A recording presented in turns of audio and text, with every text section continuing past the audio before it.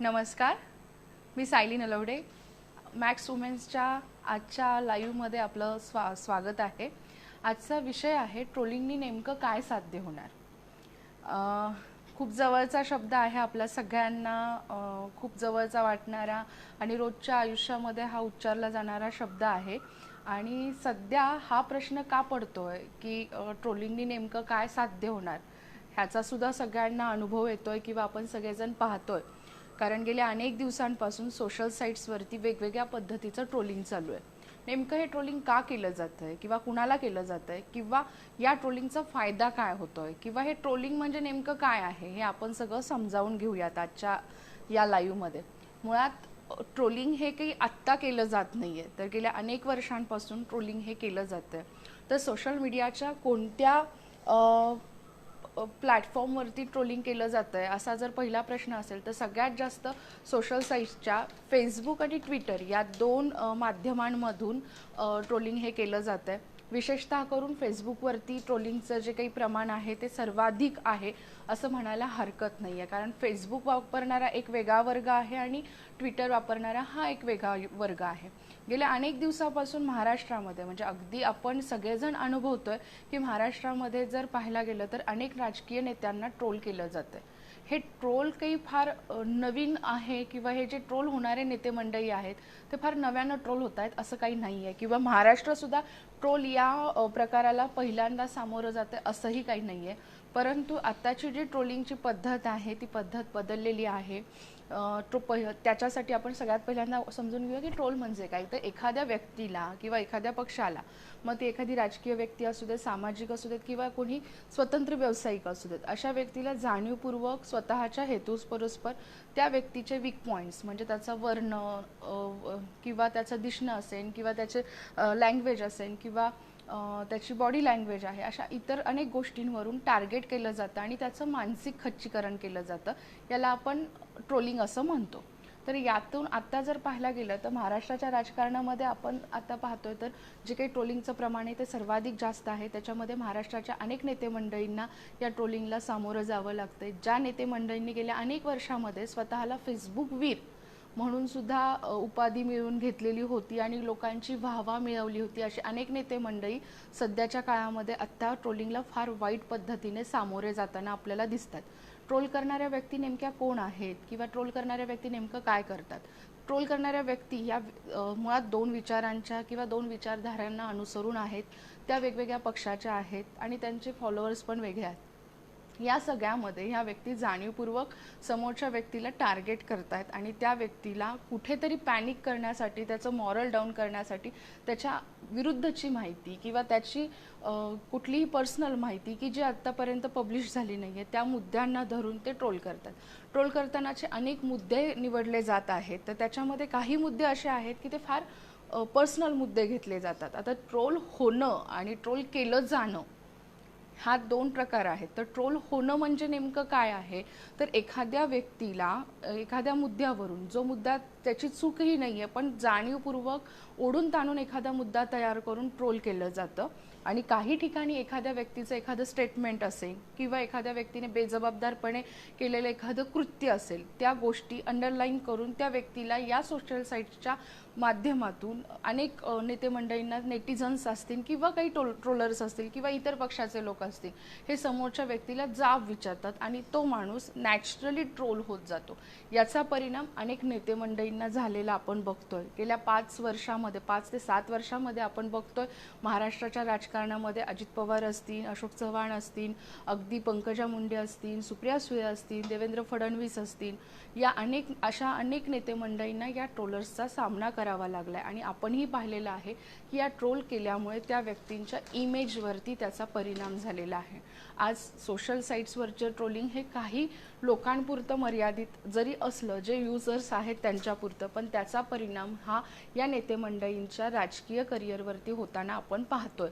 यामध्ये सगळ्यात महत्त्वाची गोष्ट आहे की ही जरी बदनामी किंवा ह्या ट्रोल्स करून बदनामी तर होते, ट्रोलिंग करून एक तर बदनामी होते किंवा समोरच्याची चूक दाखवली जाते, पण यातून जर चूक दाखवली तर यातून फारसा सकारात्मकता किंवा सकारात्मक परिणाम हा होत नाही. तात्पुरत्या स्वरूपामध्ये त्या माणसाला फक्त तिथे तुम्ही चुकीचे आहात किंवा बरोबर आहात या पद्धतीचं विचारलं जातं. पण या सगळ्यामध्ये प्रत्येक राजकीय व्यक्तिमत्वाच्या स्वतःच्या स्वतंत्र इमेजवरती फार मोठा परिणाम होत असलेला आपल्याला पाहायला मिळतो.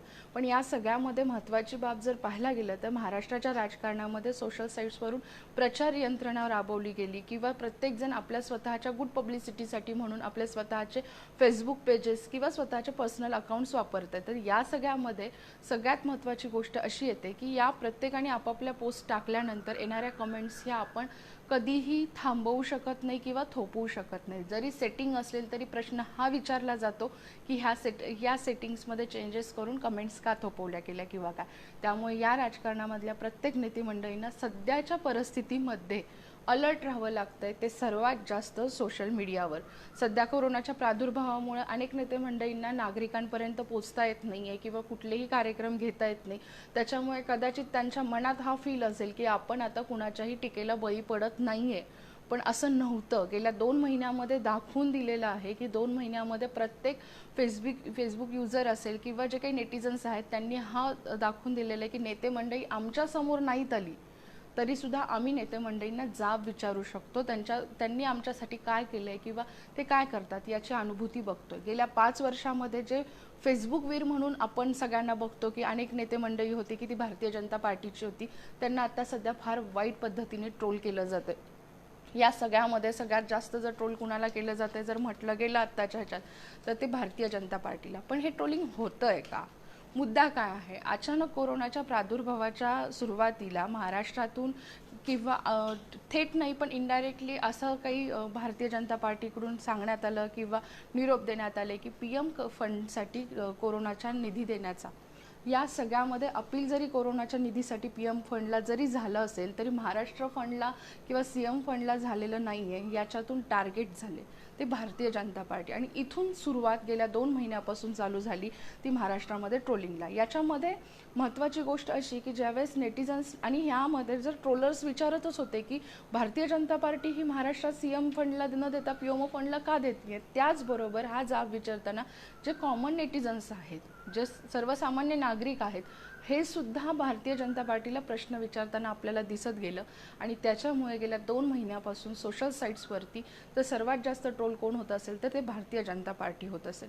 या सगळ्यामध्ये अजून त्याला एक महत्त्वाची बाब आहे की त्यांचा मुद्दा जरी बरोबर असला तरी त्याची दुसरी बाजू अशी आहे, नेटिझन्स नेटिझन्स ट्रोल करतायत पण एका बाजूला जर बघितलं तर महाविकास आघाडी सारखे 3 पक्ष एकत्र आहेत आणि एका बाजूला भारतीय जनता पार्टी. त्यामुळे कुठेतरी महाविकास आघाडीचं एकीचं बळ आहे ते कुठेतरी जास्ती महागात पडतंय भारतीय जनता पार्टीला सोशल साईट्सवरती, तर असं म्हटलं तर वावगं ठरणार नाही. पण या सगळ्यामध्ये महत्त्वाची गोष्ट अशी होतीये की आत्ता जरी भारतीय जनता पार्टी ट्रोल होतीये म्हणजे अगदी सुधीर मुनगंटीवारांचा जरी आपण लाईव्हचा मुद्दा बघितला तर तो मुद्दा खूप मोठ्या प्रमाणावरती विचारात घेण्यासारखा आहे किंवा तो मुद्दा आपण असा टाळून जमणार नाही कारण त्यांना ते लाईव्ह डिलीट करावं लागलं होतं. मध्यंतरी विधान परिषदेसाठीच्या उमेदवारांची भारतीय जनता पार्टीची पहिली यादी जाहीर झाली आणि त्यानंतर रात्री 1:30 वाजता पंकजा मुंडेंनी एक ट्विट केलं होतं आणि त्या ट्विटनंतर त्याला जर तुम्ही खाली कमेंट्स बघितल्या किंवा त्या ट्विटवरून झालेल्या बातम्यांच्या जर कमेंट्स पाहिल्या तर कुठेतरी जाणवतं गेल्या 2 महिन्यामध्ये भारतीय जनता पार्टीच्या इमेजसाठी सोशल इंजिनिअरिंगमध्ये कुठेतरी आत्ता या सोशल साईट्सचा परिणाम म्हणून कुठेतरी लॉस होताना आपल्याला बघायला मिळते. असं म्हटलं तर आता वावगं ठरणार नाही. त्याचं कारण असं आहे की गेल्या 2 महिन्यापासून फक्त आणि फक्त टार्गेट ही भारतीय जनता पार्टी होती. विशेष महत्त्वाचं म्हणजे गेल्या 6-7 वर्षापासून म्हणजे 2014च्या निवडणुकांपासून सगळ्यात स्ट्रॉंगपणे काम करणारी भारतीय जनता पार्टी ही सोशल साईटवर होती. अचानक का मागे पडली? मागे पडलेलं कुणीच नाही आहे. इथं टार्गेट हे सगळ्यांसाठी सगळेच समोरासमोर आहेत, परंतु कुठेतरी भारतीय जनता पार्टीच्या पेक्षा जास्त तुलनेने जास्त महाविकास आघाडीचे कार्यकर्ते आहेत ते तिथे स्ट्रॉंग आहेत. पण या सगळ्यामध्ये एक फार महत्त्वाची गोष्ट आहे की ट्रोल करताना नेमकं हे लोक काय करतायत. ट्रोल करताना ही लोक आत्ताच्या परिस्थितीमध्ये जर पाहिलं तर ते कुणाच्याही थेट टीका करत नाही आहेत कुठल्याही नेते मंडळींवरती व्यक्तिगत किंवा त्यांच्या पक्षीय पातळीवरती कोणतीही टीका करत नाही आहेत. तर ते काय करतायत, तर ते आता सगळ्यात जास्त वापरतात ते लाफिंग इमोजीज वापरतात. लाफिंग इमोजी म्हणजे काय, तर आपल्याला फेसबुकवरती गेल्यानंतर लाईकच्या ऑप्शनमध्ये 3-4 इमोजींचे प्रकार दिसतात. म्हणजे त्याच्यामध्ये तुम्हाला पहिलं लाईक दिसतं की ते नॉर्मल लाईक असतं, दुसरं स्माइली वगैरे अशा वेगवेगळ्या स्माइलीज आहेत. त्याच्यामधली जर लाफिंग इमोजीची स्माइली जी आहे ती फार मोठ्या प्रमाणावरती आत्ता वापरली जाते. जर एखाद्या नेत्या मंडळीची पोस्ट असेल किंवा ती नेते मंडळी आता जर लाईव्हला गेली असेल तर हे लोक फक्त ते लाफिंग इमोजीचा वापर करतात. म्हणजे जर पाहायला गेलं तर आता BJPच्या जवळजवळ प्रत्येक नेत्यांच्या प्रत्येक पोस्टमधल्या जवळजवळ 70 ते 80 लाईक्स ह्या 70 ते 80% लाईक्स ह्या लाफिंग इमोजी आहेत. मग ह्या सगळ्यामध्ये सगळ्यात जास्त कुणाला ट्रोल केलं जातं आणि कुणाला कमी केलं जातं असं काही नाही आहे. इथून तिथून सर्व भारतीय जनता पार्टीचे सगळे नेते मंडळी आता ट्रोल होतात. परंतु या सगळ्यामध्ये जर पाहायला गेलं तर विरोधी पक्षनेते देवेंद्र फडणवीस हे फार तुलनेनं कमी प्रमाणामध्ये ट्रोल होताना आपल्याला दिसतात. त्याचं कारण काय, त्याची अनेक कारणं आहेत की प्रभावीपणे त्या पद्धतीने ट्रोल करता येत नाही आहेत किंवा त्यांच्याकडे ज्या एजन्सी आहेत त्या खूप स्ट्रॉंगपणे पुढे जातात. अशी अनेक वेगवेगळी कारणं आहेत. पण या सगळ्यामध्ये उल्हास सानप म्हणून आहेत, त्यांनी आपल्याला प्रश्न विचारला आहे, भाजप स्वतःच पायावर धोंडा मारून घेत आहे. भाजप स्वतःवर धोंडा मारून घेतोय किंवा काय होतंय, तर आपण गेल्या 5-7 वर्षापासून फक्त एक भारतीय जनता पार्टीचे लोकच रिॲक्ट होत होते सोशल साईट्सवरती खूप जास्त प्रमाणावरती. आता कदाचित महाविकास आघाडीचे लोक आहेत ते त्यांना उत्तर देत आहेत.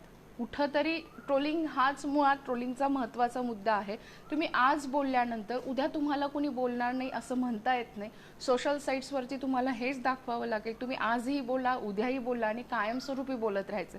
त्याच्यामुळे कदाचित असं म्हटलं तर वावगं ठरत नाही की खरंच भाजपच्या पायावरती आत्ता धोंडा मारला जातोय किंवा काय. नितेश शिंदेंनी विचारले की ट्रोलिंग सकारात्मक कसं असू शकतं. हो, खरंच ट्रोलिंग सकारात्मक असू शकतं. याचं उदाहरण गेल्या विधानसभाच्या निवडणुकीमध्ये दिल्ली विधानसभा निवडणुकीने दाखवून दिलेलं आहे की सगळ्यात मोठं सकारात्मक प्रचाराचं सगळ्यात मोठं उदाहरण आहे ते म्हणजे अरविंद केजरीवालांच्या आपो पार्टीने दिलेलं आहे.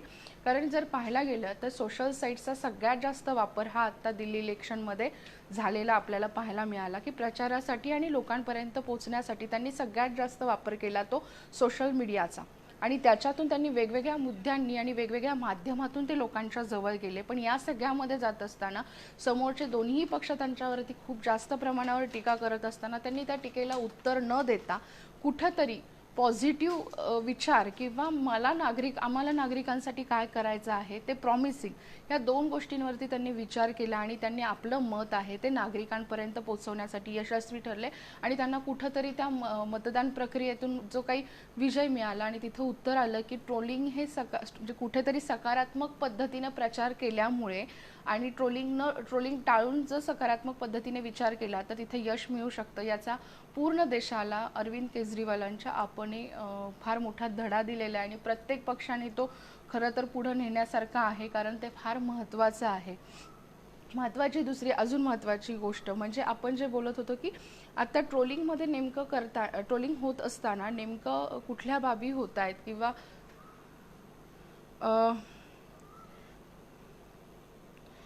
अभिजित पाचपुतेंचा प्रश्न आहे, पुन्हा भाजपची टीम सज्ज केली तर ट्रोलिंगला उत्तर ट्रोलिंग पर्याय किंवा प्रभावी ठरू शकतो का. भाजपची टीम सज्ज केली तर आत्ता ट्रोलिंगला सुरूच आहे. म्हणजे आत्ता जरी एकीकडे भाजप ट्रोल होत असेल तरी भाजपकडून सुद्धा महाविकास आघाडीच्या प्रत्येक नेते मंडळी हे तिथे ट्रोल होत आहेत. परंतु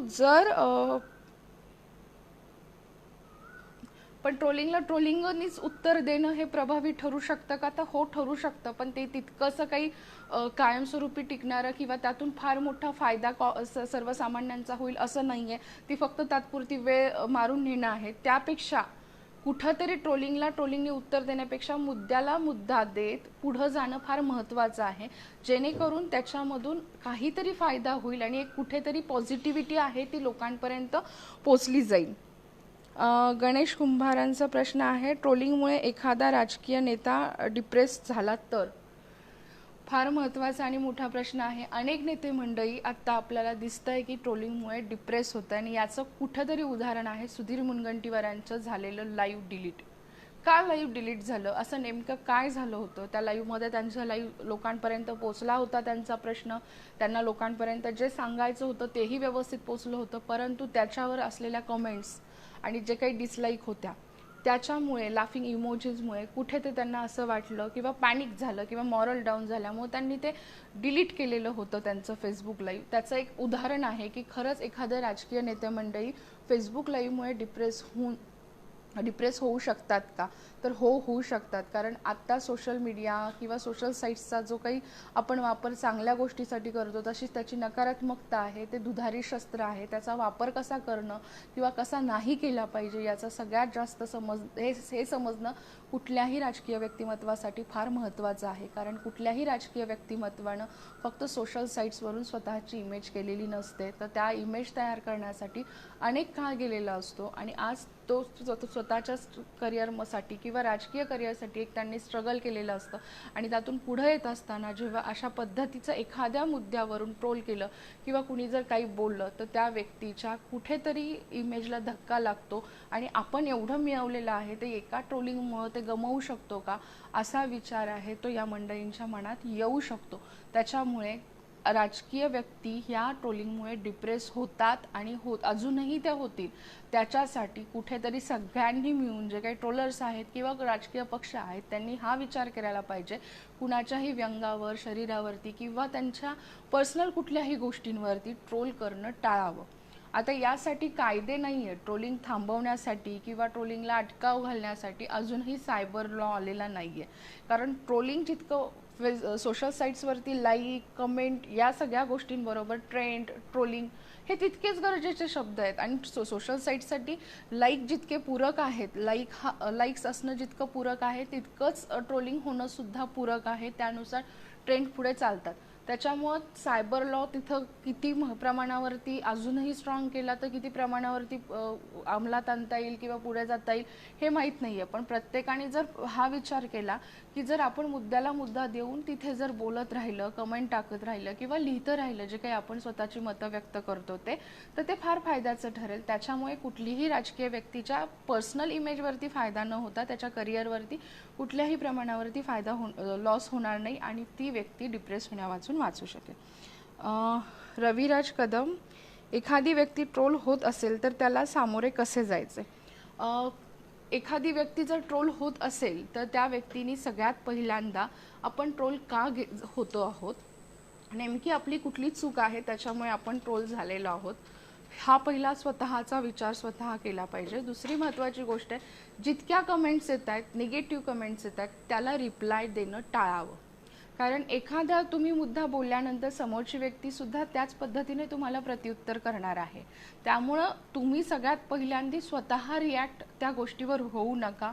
दुसऱ्यांदा तुम्ही ट्रोल कुठल्या विषयावरून झालेला आहात, म्हणजे तुम्ही तुमच्या फार खाजगी गोष्टीवरनं जर ट्रोल झालेला आहात तर तुम्हाला संविधानानं दिलेला हक्क आहे, अधिकार आहे आणि कायद्यामध्ये तरतूदसुद्धा आहे की तुम्ही त्याची तक्रार करू शकता. तुमच्या अति खाजगी गोष्टीवरती कुणीही बोलू शकत नाही, त्यानुसार कायद्यात तरतूद आहे. चौथं महत्त्वाचं म्हणजे की तुम्ही ट्रोलिंगला उत्तर देत असताना तुम्ही तुमचं स्पष्ट एक मत, म्हणजे त्याला आपण आपलं स्वतःचं स्टेटमेंट म्हणतो, की ते तुम्ही जाहीरपणे मांडू शकता. पाचवी महत्त्वाची गोष्ट, काही दिवसासाठी तुम्ही तुमच्या स्वतःच्या सोशल साईट्सचं ज्या अकाउंटवरून म्हणा, ज्या पेजवरून म्हणा किंवा ज्या माध्यमातून तुम्ही ट्रोल झालाय ते माध्यम थोडे दिवसासाठी बंद करा. आपण बघतो की मध्यंतरी काही कलाकार मंडळी होती, त्यांना सुद्धा या ट्रोलिंगला सामोरं जावं लागलं होतं. त्यावेळेस त्यांनी बघितलं, अगदी रवी जाधव असतील किंवा दुसरीकडे प्रवीण तरडे असेल, त्यांनी त्यांचं फेसबुक अकाउंट बंद केलं होतं. काही दिवसासाठी त्यांनी यूज करणं बंद केलं आणि ऑफ ट्रोलिंग हे शांतपणे थांबलेलं होतं. दुसरा प्रश्न आहे संतोष ठोंबरेंचा, ट्रोलिंग करणे चुकीचे आहे पण कधी कधी कंट्रोलच होत नाही कारण त्या नेत्याचे कर्तृत्वच तसे असते. खरंच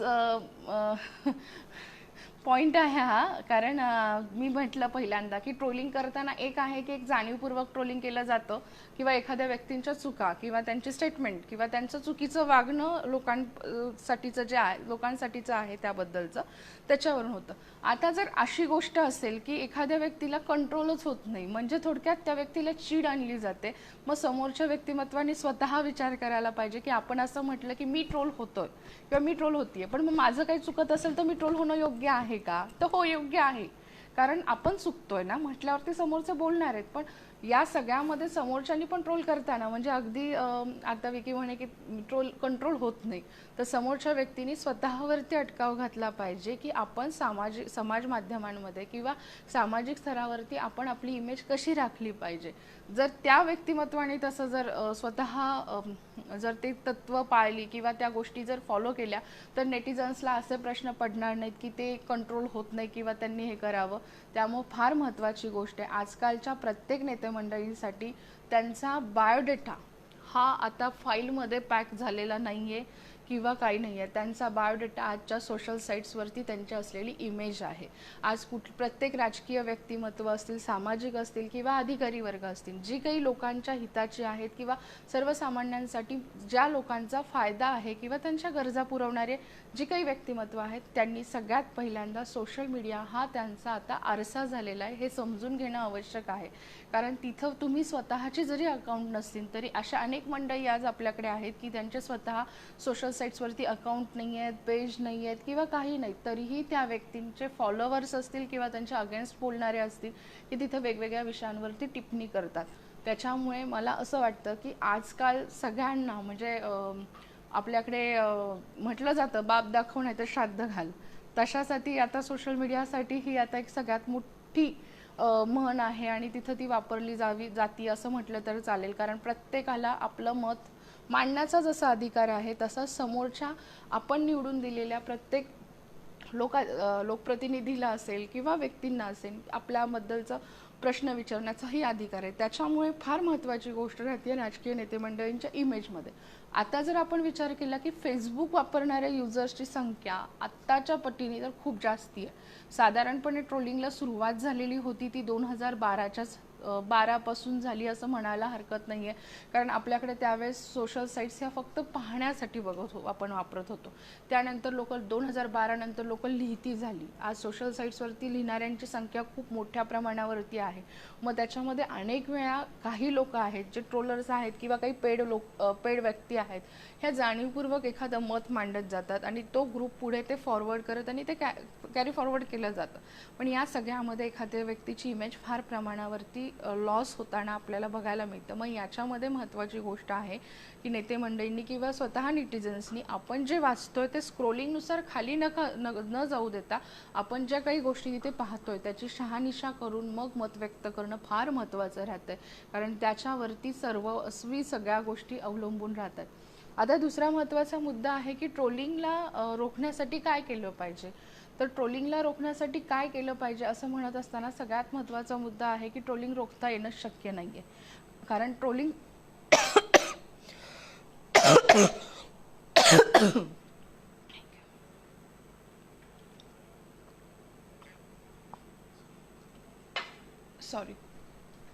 ट्रोलिंगला रोखता येणं शक्य नाही आहे. कारण ट्रोलिंगची सुरुवात झाली ती म्हणजे सकारात्मक प्रचार आणि जो काही नकारात्मक प्रचार आहे तिथून. त्यामुळे आता जेव्हा सोशल साईट्स बंद होतील तेव्हाच ट्रोलिंग बंद होईल असं म्हणता येईल. आणि ट्रोलिंग सकारात्मक असू शकतं का, तर ते ट्रोलिंग करणाऱ्याच्या मानसिकतेवरती किंवा त्यांच्या अजेंड्यावरती ते ठरतं की ट्रोलिंग सकारात्मक आहे किंवा ते नकारात्मक आहे. त्यामुळे ट्रोलिंग कुठलंही असलं तरी त्याच्यासाठी कंट्रोल होणं हे अशक्य आहे. सुमित वनवेंचा प्रश्न आहे, आज विविध क्षेत्रातील महिलांनाही अतिशय खालच्या पातळीवर ट्रोलिंगला सामोरं जावं लागतं आहे, याला कसं उत्तर देणार किंवा हे सगळं सहन कसं करणार.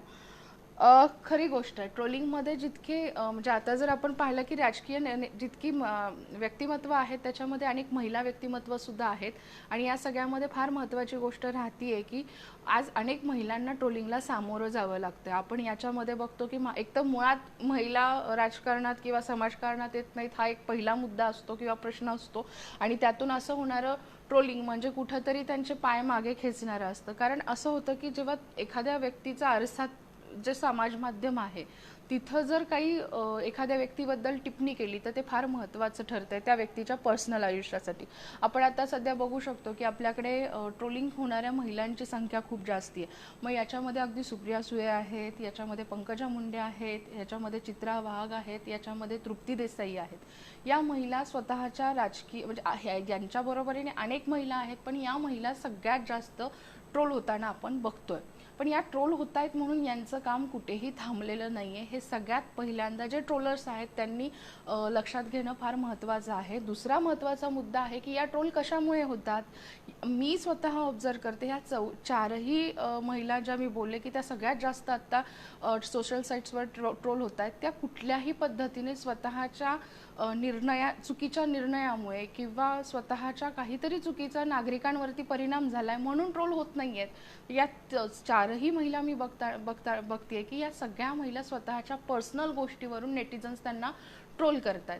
मग हे योग्य नाहीच आहे. कारण एखाद्या महिला जेव्हा स्वतःची इमेज तयार करतात किंवा त्या राजकीय करिअर करताना पुढे येतात, एकतर नवीन युवती आहेत त्या राजकारणाकडे येत नाही आहेत. प्रत्येकाला स्वतःचं करिअर हे वेगळ्या लेवलचं हवं आहे किंवा काय. पण मग आपल्या महाराष्ट्राच्या राजकारणासाठी कितपत योग्य आहे. आजपर्यंत महाराष्ट्राने अनेक नेते मंडळी बघितल्या, अनेक महिला राजकारणी बघितल्या.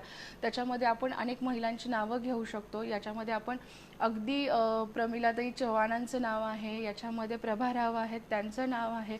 अशासारख्या अनेक महत्त्वाच्या पदांवरती काम करणाऱ्या महिला बघितल्या. आज आपण जर जुने पेपर्स पाहिले किंवा जुन्या न्यूज जरी चालल्या तर या महिलांवरती त्यांच्या पर्सनल आयुष्यावरनं टीका केलेला महाराष्ट्र आपला नव्हता.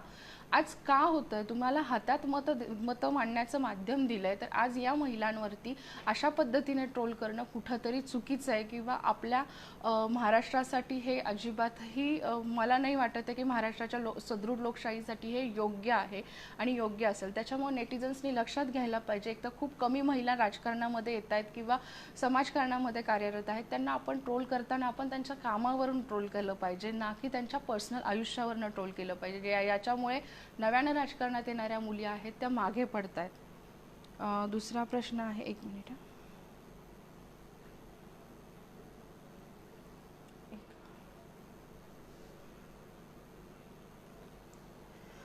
ट्रोलिंग हा त्या व्यक्तीचा बदलता राग.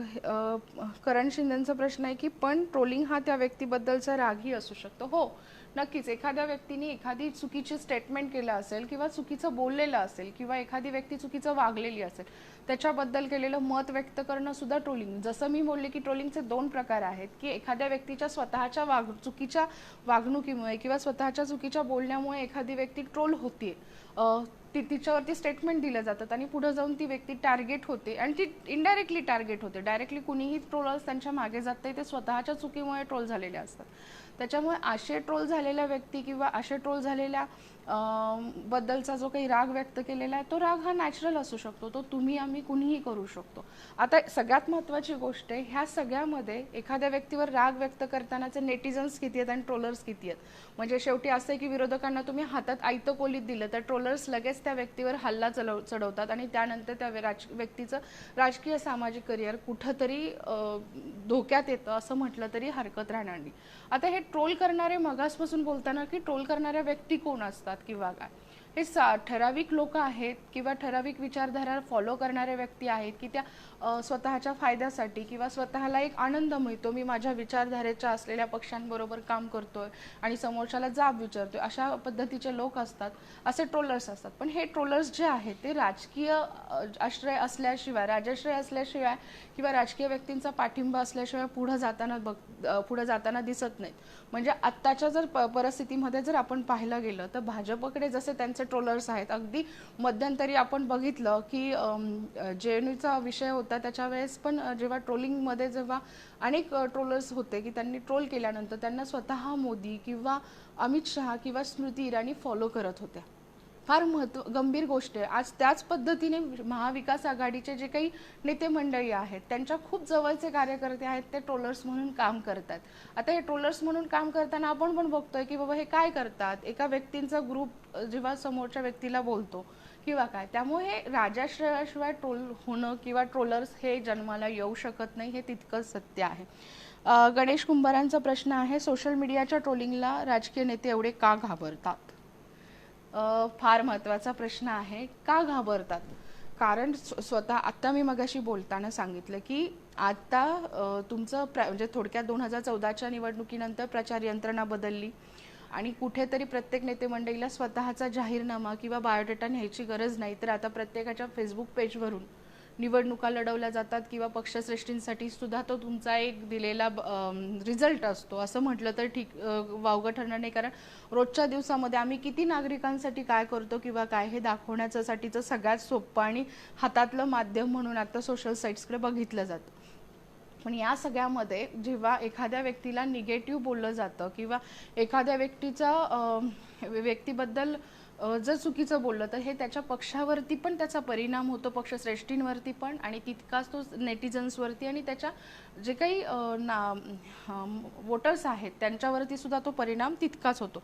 त्यामुळे कुठेतरी सोशल मीडिया वापरताना जी काही नेते मंडळी आहेत ती स्वतः ट्रोलिंगला घाबरतात. ट्रोल संस्कृती भाजपने आणली, याबद्दल काय वाटतं तुम्हाला? मुळात भाजपने ट्रोल संस्कृती आणली याबद्दल काय वाटतं याच्याबरोबर महत्त्वाचं की मुळात सोशल साईट्सवरती प्रचार करणं किंवा त्या माध्यमातून लोकांपर्यंत पोचणं हा जो मेसेज आहे किंवा या माध्यमाचा जो काही वापर आहे तो सर्वात पहिल्यांदा भाजपनंच केला. ज्याने माध्यम शोधून काढलं त्यांना स्वतःला माहिती आहे त्याचा गैरफायदा काय होतो किंवा चांगला फायदा काय होतो, सगळ्यात पहिल्यांदा हे त्यांनाच माहीत होतं. त्यामुळे ही संस्कृती मुळात सोशल मीडिया वापरायची संस्कृतीच त्यांनी आणली, त्याच्यामुळे ट्रोलची संस्कृती ही त्यांनी आणली आणि त्याचा फायदा तोटा त्यांना आत्ता होताना आपल्याला दिसतंय. वास्तविक पाहता एका टाईम नंतर सोशल साईट्सवरती आपल्यालाही उत्तर द्यायचं समोरच्याला हे विसरता कामा प्रत्येकाने नाही आहे. आणि आत्ता कुठेतरी आपल्याला दिसतंय की भारतीय जनता पार्टीला स्वतःला लोकांना ॲप्रोच करताना अडचण येते. भारतीय जनता पार्टी आता लोकांना ॲप्रोच होत नाही आहे, त्याच्यामुळे आत्ता ह्या ट्रोल संस्कृतीचा त्यांना स्वतःला लॉस होताना किंवा त्यांच्या ते पायावरती धोंडा पडताना आपण आत्ता बघतोय. पण आपण सगळ्यांना माहिती आहे की सगळ्यात जास्त सर्वात पहिल्यापासूनचे ट्रोलर्स हे कुठल्या पार्टीचे होते आणि त्यांनी केलेलं काम काय होतं. विक्रम, ट्रोलिंगला आत्ता कोण सरस आहे असं वाटतं? अर्थातच महाविकास आघाडीचे कार्यकर्ते हे ट्रोलिंगला आत्ता सगळ्यात जास्त सरस आहेत आणि हे ट्रोलर्स खूप ॲक्टिव्हरित्या काम करतायत. आपण बघतोय की अनेक फेसबुकवरती ग्रुप केलेले आहेत 1 कोटीचे आणि त्याच्या माध्यमातून ते कार्यकर्त्यांना कायमस्वरूपी चीअर करत असतात किंवा त्यांना कायमस्वरूपी वेगवेगळ्या पद्धतीची माहिती देत आहेत. या 1 कोटीच्या फेसबुक 1 कोटी डॅश डॅश 1 कोटी डॅश डॅश असे अनेक ग्रुप आहेत. या ग्रुपच्या माध्यमातून प्रत्येक गोष्टीचे मेसेजेस आहेत हे आज लोकांपर्यंत पोचत आहेत आणि त्या पद्धतीने कार्यकर्ते ॲक्टिव्ह होत आहेत आणि हे कार्यकर्ते ॲक्टिव्ह झाल्यानंतर पुढचा आपला मेसेज आहे तो पुढे जाऊन समोरच्या व्यक्तीला पॅनिक करायला त्यांना ते सोपं पडतं. याचा अर्थ त्यांची सिस्टीम चांगली आहे पण पद्धत चुकीची. कदाचित त्यांनी तिथे सकारात्मक पद्धतीने आणि मुद्द्याला मुद्दा ते ट्रोल करणं गरजेचं आहे. त्याच्यामुळे या सगळ्यामध्ये महाविकास आघाडी आहे ती खूप सरस ठरती असं म्हटलं तर वावगं ठरणार नाही आणि ते तितकंच आता सत्यसुद्धा आहे. आता या सगळ्यामध्ये महत्त्वाची गोष्ट आहे ते ट्रोलिंग आपण थांबवू शकतो का किंवा ट्रोलिंगचं पुढं काय होणार आहे? तर ट्रोलिंग कुणीच थांबवू शकणार नाही आहे हे खरं आहे. आणि ट्रोलिंगच्या माध्यमातून साध्य काय होणार आहे?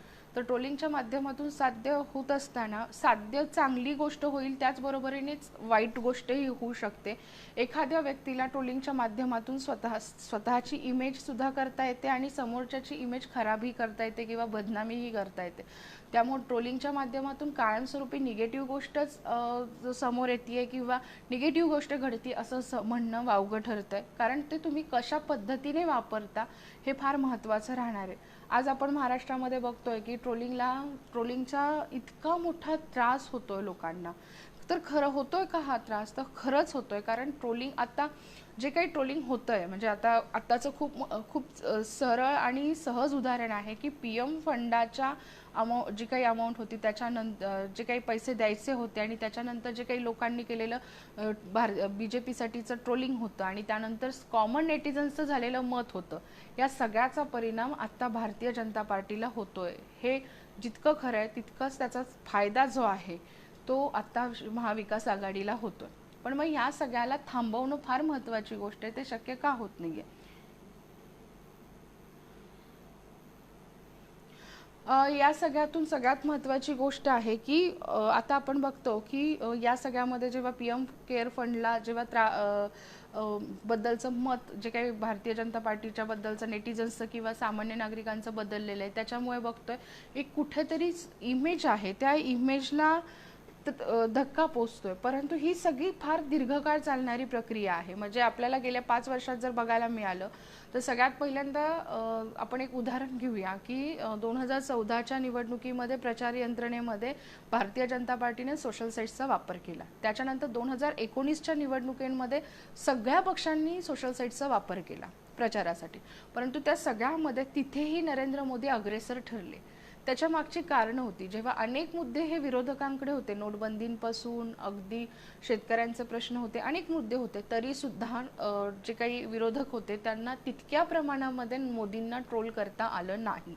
त्याचं कारण एक होतं की मोदींनी स्वतःच्या टीमनी स्वतःला कुठेतरी तिथे टार्गेट केलं आणि सकारात्मक पद्धतीने लोकांपर्यंत पोहोचले. म्हणजे हॅशटॅग चौकीदार होता, हॅशटॅग प्रधानसेवक होते, याच्या माध्यमातून कुठेतरी पॉझिटिव्हिटी दिली. परंतु ही जी प्रक्रिया आहे की या सगळ्यातून एखाद्या माणसाची इमेज तयार होण्याची किंवा इमेज खराब होण्याची, तर ही प्रचंड मोठी प्रक्रिया आहे, दीर्घकालीन प्रक्रिया आहे. पण सोशल मीडियाच्या माध्यमातून अनेक लोकांची इमेज होताना आणि इमेज घसरताना आपण आता सगळेजण अनुभवतोय. त्याच्यामुळे आज प्रत्येकाच्या आयुष्यामध्ये सोशल साईट्स फार महत्त्वाचा रोल करताना दिसत आहे. त्याच्यामुळे प्रत्येकानं सोशल साईट्स ह्या व्यवस्थित जपून वापरणं फार महत्त्वाची गोष्ट आहे. या सगळ्या एखाद्याची सोशल इमेज होतानाचा सोशल मीडिया हा त्याच्या आयुष्यातला सध्या अविभाज्य घटक बनतोय असं म्हणायला हरकत नाही आहे. आपण आता या सगळ्यामध्ये जेव्हा बघतोय की सोशल साईट्सवरनं एखाद्या नेत्यांची इमेज खराब होते किंवा सोशल साईटमुळे एखाद्या नेत्याबद्दल आपलं मत तयार होतं किंवा असं काहीतरी घडतं की एखाद्या नेत्याबद्दल आपल्याला राग येतो किंवा आपण त्याच्यावरून व्यक्त होतो, हे खूप सोपं आहे. कारण आता फेसबुक हे आपल्या महाराष्ट्राच्या तळागाळामध्ये वाड्या वस्त्यांपर्यंत पोचलेलं आहे. त्यामुळे एखाद्या व्यक्तीबद्दलचं मत, खरं किंवा खोटं मत, आपल्याला जे हवं आहे ते तयार करण्यासाठी आपल्या हातात फार जवळचं आणि सहजरित्या उपलब्ध होणारं हत्यार आहे की ते एखाद्या टोळक्याने एखादा राजकीय कट करावा आणि समोरच्या व्यक्तीला ट्रोल करावा आणि कुठेतरी त्याच्या इमेजला त्रास व्हावा, अशी घटना आता घडत आहेत. आणि आत्ताची परिस्थितीमध्ये हेच घडतंय. कुणीही कुठूनही उठतं आणि एखाद्या माणसाच्या इमेजवर बोलतं. ठीक आहे, कुठलाही पक्ष असू देत, भारतीय जनता पार्टी असू देत किंवा अगदी शिवसेना असू देत, राष्ट्रवादी असू देत किंवा काँग्रेस असू देत, ह्या गोष्टी करते ते अत्यंत चुकीचं आहे असं माझं स्वतःचं मत आहे. मला असं वाटतं की आपल्या महाराष्ट्रानं अगदी पहिल्या मुख्यमंत्र्यांपासून म्हणजे यशवंतरावजी चव्हाणांपासून ते आता उद्धवजी ठाकरेंपर्यंत अनेक मुख्यमंत्री पाहिलेले आहेत. कुठेतरी महाराष्ट्राच्या सदृढ लोकशाहीसाठी कुठेतरी असं वाटतं की आता हे कुठेतरी थांबलं पाहिजे. कारण महत्त्वाची गोष्ट आहे, आज ह्या नेते मंडळींनी आपलं आयुष्य तयार करण्यासाठी किंवा स्वतःची इमेज तयार करण्यासाठी फार मोठा कालावधी घालवलेला असतो. एखाद्या टिप्पणीने त्या व्यक्तीचं मॉरल डाऊन होतं, त्याची समाज माणसामधली प्रतिमा आहे ती मलिन होती. त्याच्यामुळे कुठेतरी आपण समोरच्या व्यक्तीला ट्रोल होताना स्वतः लक्षात घेतलं पाहिजे की समोरची व्यक्ती आपण कुठल्या पद्धतीने ट्रोल करतोय. आणि महाराष्ट्राच्या सदृढ लोकशाहीसाठी ही नेते मंडळी फार महत्त्वाची गोष्ट आहे. कारण जर आपल्या सरकारचा किंवा आपल्या महाराष्ट्राचा गाडा पुढे न्यायचा आहे तर या नेते मंडळींची फार आवश्यकता आहे. त्यामुळे आज या ट्रोलिंग आणि या सगळ्या सोशल साईटच्या माध्यमातून त्यांची इमेज खराब झाली किंवा ते जर ॲक्टिव्ह राहिले नाहीत तर आपला महाराष्ट्राचा गाडा पुढे जाणं तितक्या प्रमाणात म्हणजे थोडक्यात पुढे जाण्यासाठी ते चुकीचं आहे किंवा काय. त्याच्यामुळे ट्रोलिंग करताना कायमस्वरूपी आपण लक्षात घेतलं पाहिजे की आपण मुद्द्याला मुद्दा देऊन ट्रोल केलं पाहिजे.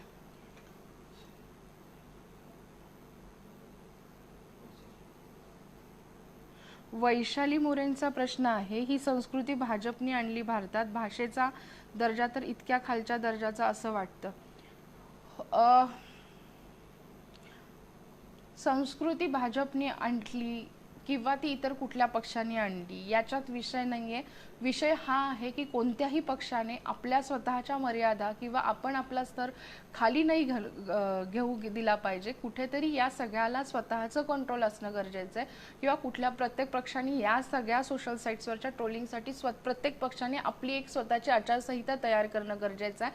कारण ते कुठेतरी आपल्या सदृढ लोकशाहीसाठी चुकीचं ठरते किंवा मारक ठरते, हे सगळ्यांनी समजून घेतलं पाहिजे. अनेक प्रश्न आहेत, पण आता कुठेतरी थोडा वेळेची पण मर्यादा आहे. त्यामुळे ट्रोलिंगला घाबरून न जाता ट्रोलिंगला सामोरं जाणं सगळ्यात पहिलं महत्त्वाचं आहे. त्यामुळे सगळ्यात महत्त्वाची गोष्ट आहे की त्याच्यावर उपाययोजना करा, थेट उत्तरं देऊ नका. ट्रोलिंग हे कुणाचंही करिअर संपवत नाही, तर तात्पुरतं थांबवतं किंवा एखाद्या व्यक्तीच्या बद्दलची तात्पुरती निगेटिव्ह इमेज तयार करतं. त्यामुळे ट्रोलिंगला कुणीही घाबरू न जाता त्याला सामोरं जाणं तितकंच महत्त्वाचं आहे. सगळ्यांनी खूप वेळ देऊन हे लाईव्ह ऐकलं. धन्यवाद.